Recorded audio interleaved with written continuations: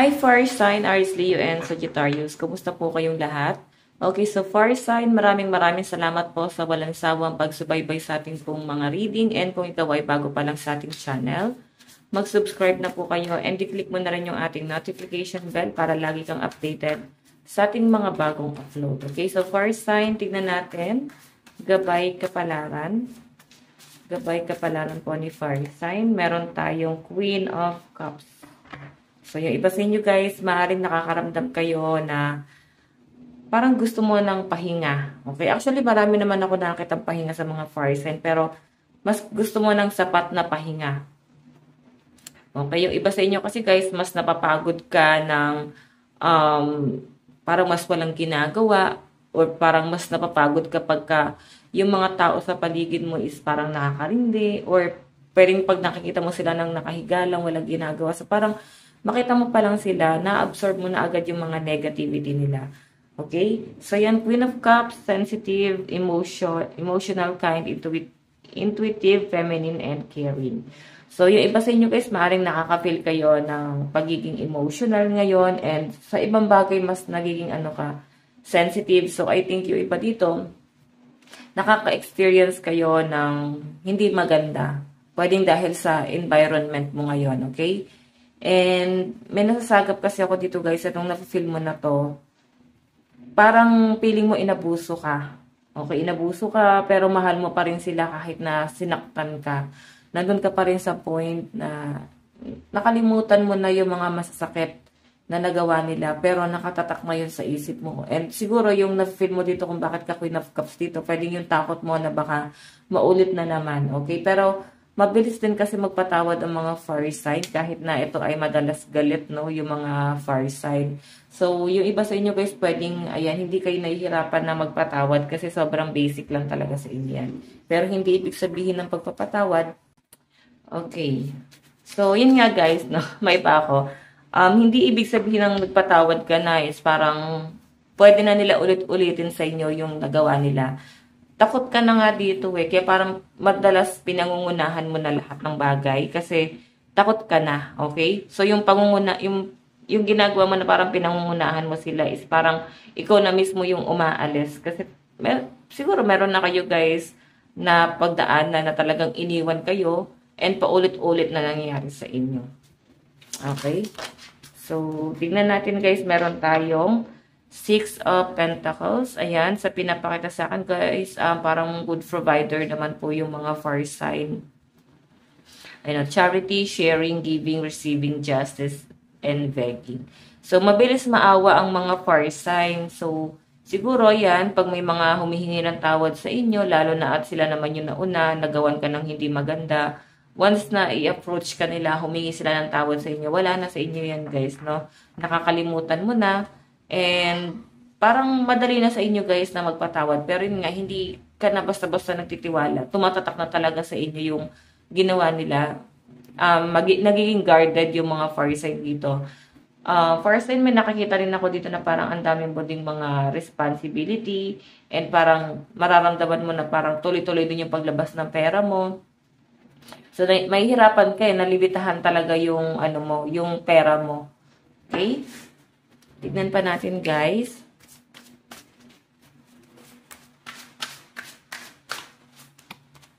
Oh, napakalakas ng energy ng mga fire sign. So, etong mga bagay na nangyari sa inyo, guys, based to sa experience mo, no? Kasi sa pinapakita sa akin, matigas ka na eh. Okay? Malakas na ang loob mo, may paninindigan ka na fire sign. And meron kang sapat na kakayahan para mabuhay mag-isa. Parang ganun, kaya mo mabuhay mag-isa, kaya mo yung sarili mong dalhin, no?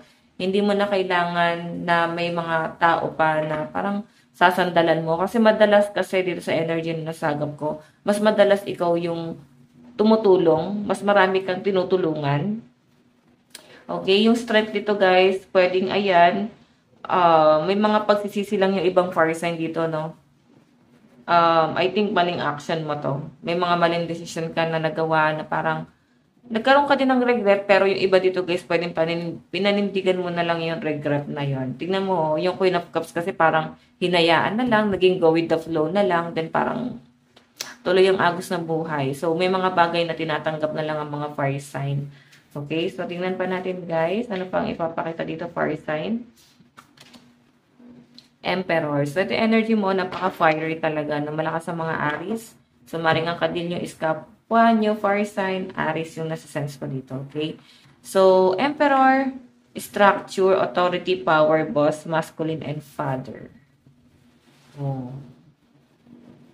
Fire sign, ang nasasagap po kasi dito, relationship mo to sa, pwedeng sa father mo, pwedeng sa someone na father figure, na parang pinagmamasdan mo ngayon, or pwedeng na-involve sa inyo, single father, or pwedeng may asawa na, or pwedeng asawa mo yan.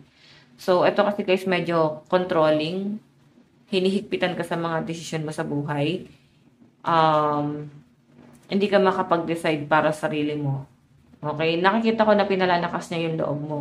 Pero ikaw kasi hindi mo yan gano'n na-appreciate. Okay? Ayan, no? Sobrang transparent ng energy ng mga fire sign na nasasagap ko rito. Kung itong taong to, guys, nagawan ka ng masama nito and nagkaayos lang ulit kayo. So, kahit anong gawin niya, hindi mo na yun gano'n na-appreciate. Okay? Kasi meron tayong Queen of Cups. Siguro nawalan ka na talaga ng amor dito.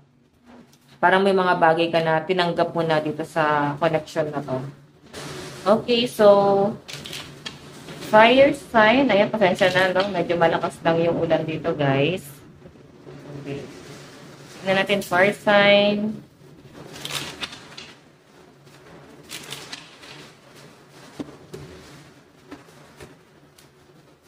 Okay. Lang, guys. Ano ba tong Queen of Cups? Ano po itong Queen of Cups? Ayan, ingat po tayo sa malakas na ulan. Meron tayong The Devil. So, yun daw yung kailangan nyo daw limitahan for sign, no? Nasubukan eh. So, mabilis kayong magtiwala ulit sa taong kumalaban sa inyo, rumidor sa inyo. Pwedeng na-absorb mo pa rin kasi yung energy na yan, okay? Nandun ka pa rin sa point na parang dala-dala mo pa rin yung emosyon. So, fire sign sinasabi dyan, the devil kasi to, pwedeng maulit pa ulit. Or pwedeng yung takot mo nga, pwedeng gawin sa'yo ulit, no? Pwedeng sa person mo to kung nakagawan ka ng masama. Pwedeng sa mga katrabaho. Okay, ano tong 6 of Pentacles? Okay, so nag-aalangan ng mga fire sign ngayon kung tutulungan ko ba tong taong to, kung worth it pa ba na tumulong sa taong yan. Nakikita ko yung pag-aalangan ng mga fire sign dito, okay? I think yung gusto kasi ng mga fire sign dito, pure naman yung intention mo, lalo na sa pagtulong. Pero pagdududahan mo talaga kung tutulungan mo tong taong to. Kasi naman tong taong to, no? May nakikita ka, meron ka kasing possible na nakikita sa kanya na hindi mo na kayang ibigay pa sa kanya. Okay? Parang bigla mo lang naramdaman na pwedeng pagdating ng araw, parang pwede ka kanyang kalabanin or hindi makakabuti sa'yo. Okay? Baka maging trauma mo lang. Tignan natin guys, ano itong strength. Meron tayong 5 of Pentacles. So, sa pinapakita sa akin dito, lalo na kung nagkakaroon ng struggle sa pera ang mga fire sign, ang sinasabi po dito, lakasan mo lang yung loob mo, magpakatatag ka lang.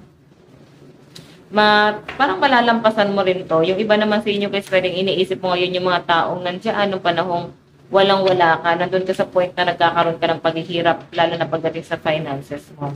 Okay, pag ano naman tong Emperor, meron tayong 4 of Swords. Ayan, may nahihirapan guys, no?